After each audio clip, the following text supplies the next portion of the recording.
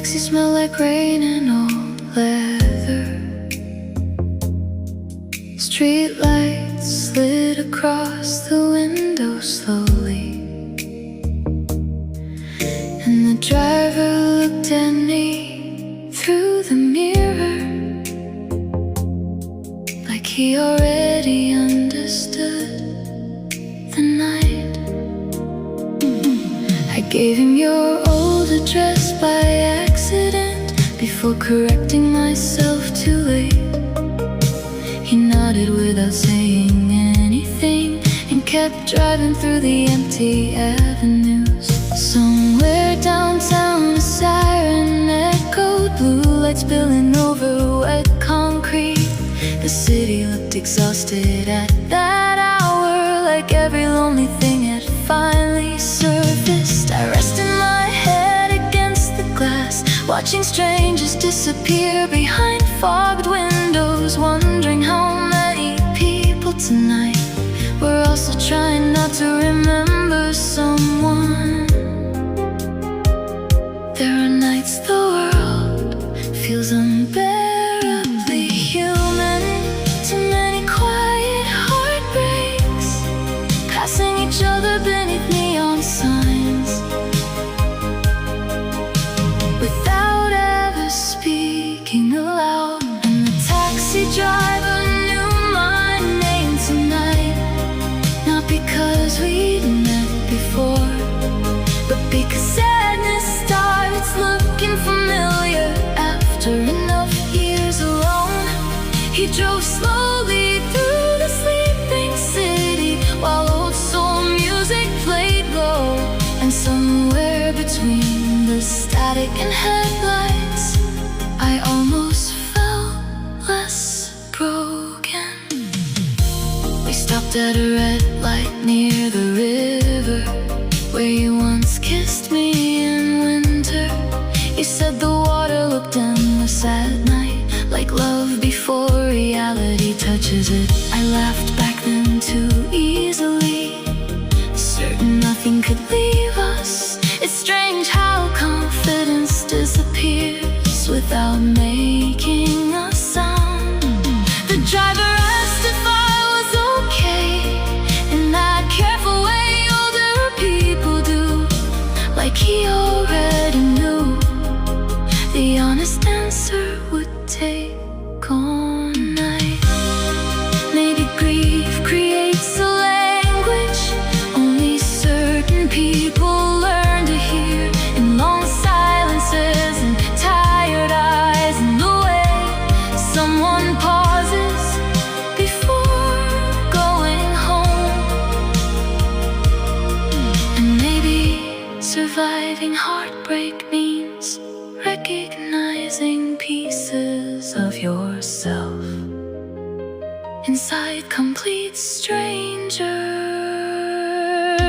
The taxi driver knew my name tonight, even though I never said it, because loneliness leaves fingerprints on the way a person moves through darkness. When we finally reached my building, rain had started fading into mist, and for the first time in months, home didn't feel entirely empty. The taxi disappeared beyond the corner, jazz fading softly with it, and I stood beneath the quiet street lamp, listening to the city breathe again.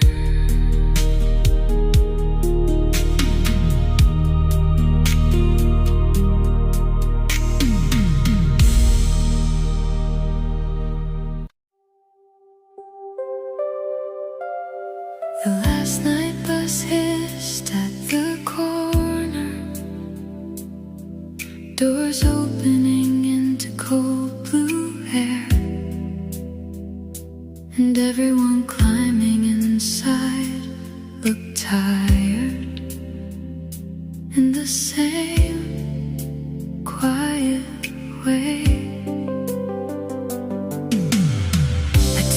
seat beside the window, watching the city slide backwards slowly. Liquor stores, closed diners, street lights trembling in puddles. Across from me, a young couple slept against each other, like the world had never heard them before. And for a moment I missed, not you, but the person I used to be beside you. The driver kept on music playing softly, something sad from another decade. The kind of song that sounds like memory, even the first time you hear it. There are nights when moving forward feels less like courage and more like simple exhaustion from carrying the past too long. And the night was to somewhere else tonight. Felt like my whole life in motion, half empty, half lost, still trying to reach the morning. I lean my head against the shaking glass, while strangers disappeared at every stop, thinking maybe healing happens slowly, one leaving at a time. A woman near the back kept reading letters under flickering overhead lights, turning each page carefully, like it might still change the ending. Outside, laundromats glow through the darkness, tiny islands of fluorescent loneliness. And somewhere between two sleeping neighborhoods, I realized I hadn't said your name all night. Not because I forgot you, but because grief had finally softened into something quieter than pain. If you saw me now, you'd probably think I look older, not just in the face, but in the way I sit with silence still. I hope life has been gentle with you. I hope somebody notices the beautiful things I once noticed too. The night bus to somewhere else kept moving, past rivers, past warehouses, past windows glowing golden, distant apartments. And suddenly I understood, not every lonely road is tragic. Some are simply the distance between who we were and who we become after love. Near dawn, the bus grew almost empty, the sky fading slowly into gray. And somewhere inside the quiet hum of the engine, I felt my heart arrive somewhere new.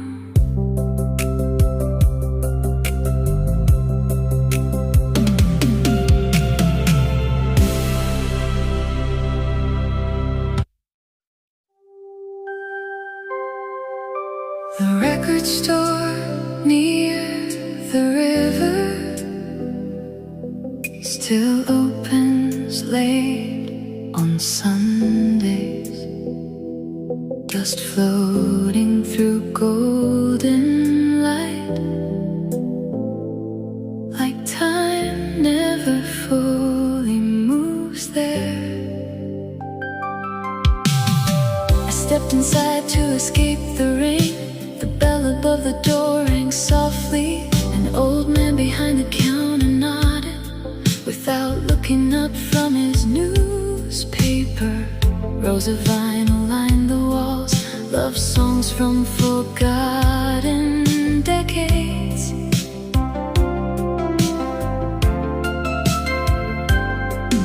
Somewhere between the crackling speakers, your memory sat down beside me again. You always touched album covers carefully, like they carried fragile histories, turning each sleeve over slowly, reading lyrics like prayers. Some places don't belong to the present. They survive quietly outside of time, waiting for lonely people to bring their ghosts back through the door.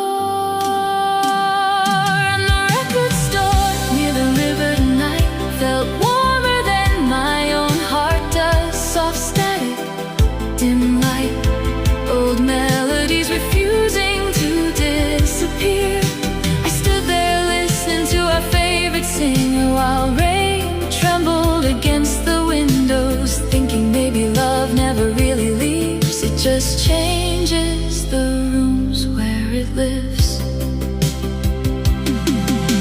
A teenage boy asked for something romantic.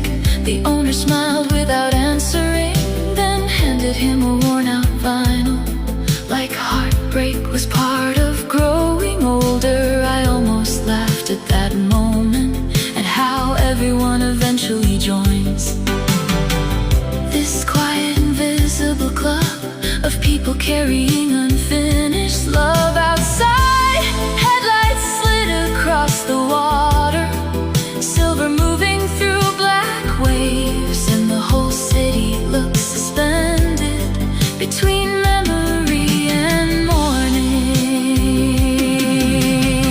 If I could meet you one last time, I wouldn't try to repair anything. Some songs sound beautiful because they end before the feeling fades. I'd only sit beside you silently one more rainy evening, listening to records spin slowly while the world disappeared outside. The record store near the river emptied slowly, one customer at a time, until only the music remained and the soft hum of fluorescent lights. And somewhere between the final chorus and silence, I finally understood something gentle. Maybe healing begins the moment memory stops fighting reality. When I stepped back into the cold night air, the rain had almost disappeared, and behind me the music kept playing for someone else learning how to let go.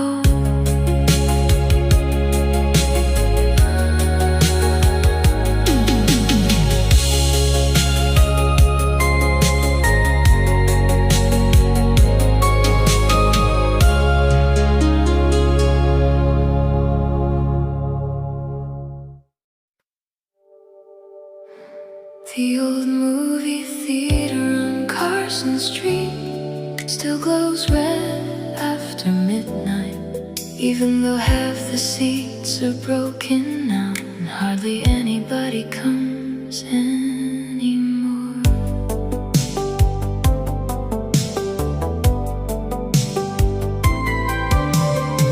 I bought a ticket I didn't really want, just to sit somewhere warm and dark. The girl behind the counter looked half asleep, blue light flickering across her face. Inside, dust move through the projector beam like tiny ghosts trapped in the air. And suddenly I remembered your laughter echoing beside me years ago. You always cried at sad endings, even before the music faded out, while I pretended not to notice, just to keep you talking longer. Funny how memory edits people, softening sharp edges with time, until heartbreak starts looking beautiful from far enough away. And the movie theater on Carson Street tonight felt exactly like missing you. Old velvet seats, faded colors, still holding warmth from another life. I sat alone beneath the screen glow, listening to strangers breathe in the dark, thinking maybe loneliness is just love with nowhere left to go. A couple near the back row held hands like the world outside couldn't touch them, and for a moment I envied how young their future still looked. Meanwhile, I kept watching reflections dance across the empty aisles, realizing grief doesn't always disappear. Sometimes it simply learns better manners. Outside, rain gathered beneath the marquee lights, turning the sidewalk silver blue. The city looked like an old photograph, slowly folding into itself. If I could step inside one memory forever, it wouldn't be our first kiss, or the night you left. It would be something smaller, you leaning your head against my shoulder, halfway through a terrible movie, completely trusting me with your silence. The movie theater on Carson Street emptied slowly, credits rolling across the screen, while people disappeared back into their separate lives. And somewhere between the final song and silence, I finally stopped asking the past to become the future again. Because maybe love's real purpose was never permanence. Maybe it was simply teaching us how deeply a heart can feel. Near dawn, the neon sign switched off, the street fell quiet beneath the rain, and I walked home carrying your memory like an old film, too beautiful to throw away.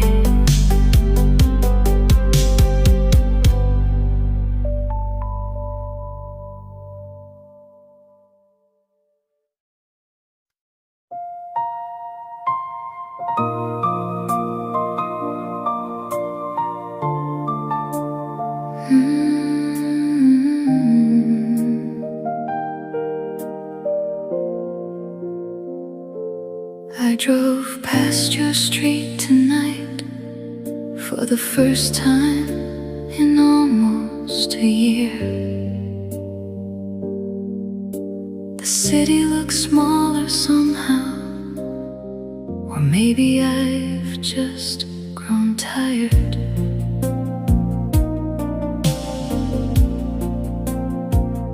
Your apartment was dark except for one window, a soft amber light near the back.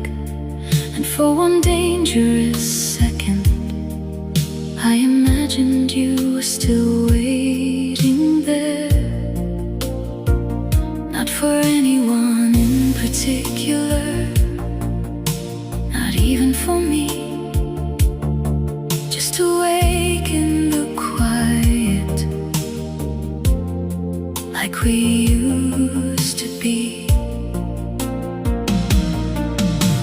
was rain collecting on the windshield, traffic breathing slow below, and an old song playing so softly I almost mistook it for memory itself. Time doesn't really heal everything, it just teaches the heart how to carry certain sadnesses without collapsing beneath them. And the last light in your window tonight looked like love refusing to disappear. Small, distant, still burning against the dark, I sat there through two changing traffic lights, unable to drive away, because part of me still lives inside the life we never finished. Do you still leave books half open beside the bed and forget tea growing cold in your hands? Do you still fall asleep during old movies right before the ending scene? I wanted so badly to believe there would be another chapter for us, but some stories don't end dramatically. They simply stop being written, and somehow that hurts more. I used to think missing someone meant wanting them back, but tonight I finally understood. Sometimes missing someone just means accepting that a piece of your soul will always speak their name in quiet places. The last light in your window went out eventually, softly, without ceremony, like the closing of a piano lid.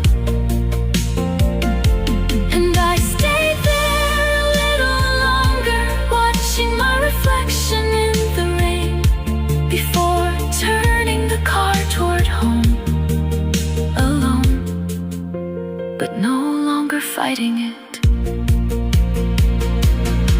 Somewhere behind me, the city kept glowing, street lights stretching into blue. And for the first time in years, your memory felt gentle enough to keep.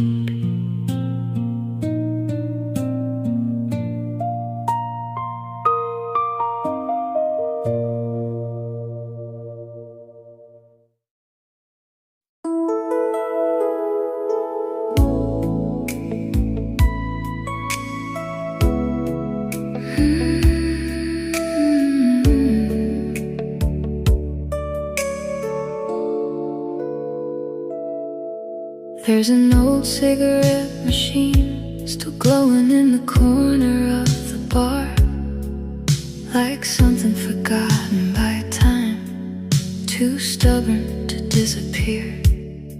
The bartender wiped the counter slowly, while a tired saxophone filled the room.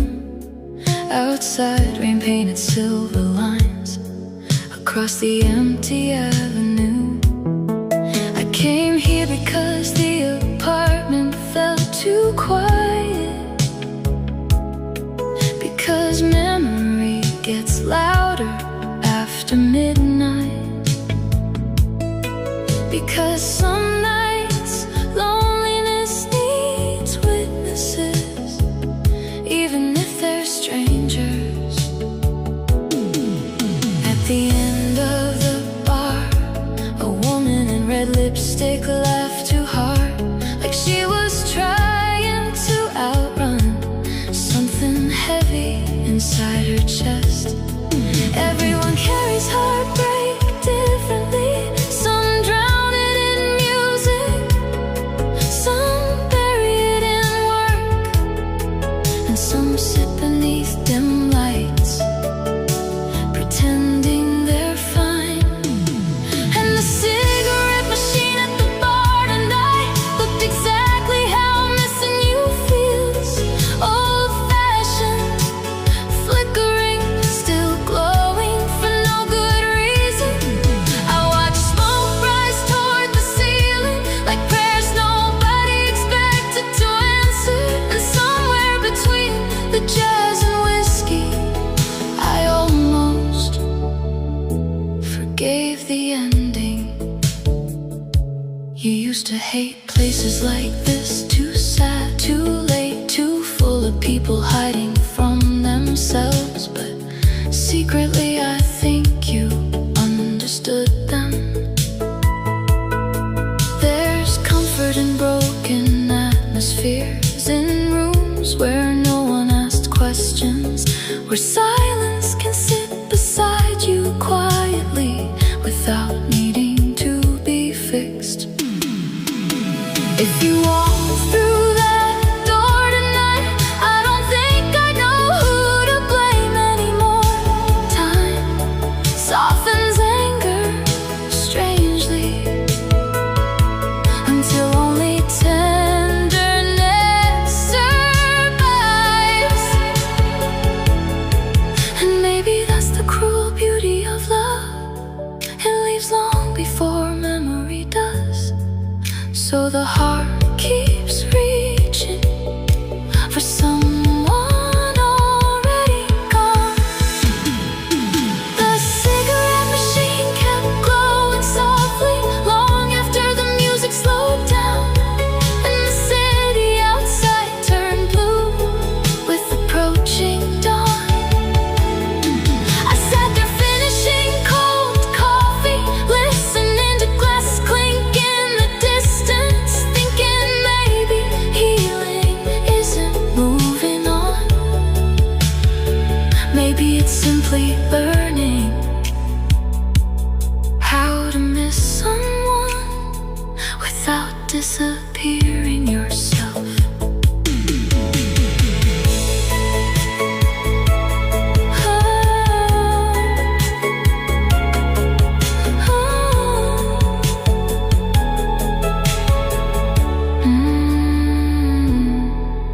Near morning, the bartender switched off the neon sign. Chairs lifted slowly onto tables, and I stepped back into the rain, still carrying your name, but lighter now.